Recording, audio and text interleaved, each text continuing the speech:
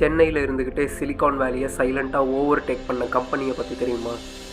அதுக்கு ஹேட்ஸ் இல்லை, ஹைப் இல்லை, பிஆர் ட்ராமா இல்லை. அதுதான் ஜோஹோ.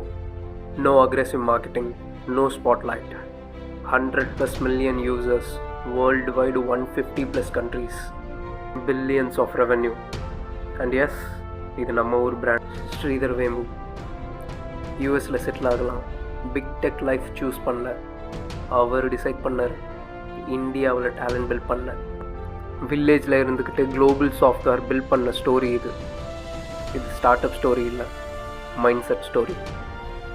சக்ஸஸ் அது நாய்ஸ் மேக் பண்ணாது, பில்ட் பண்ண சைலண்ட்டாக, ஸ்ட்ராங்காக.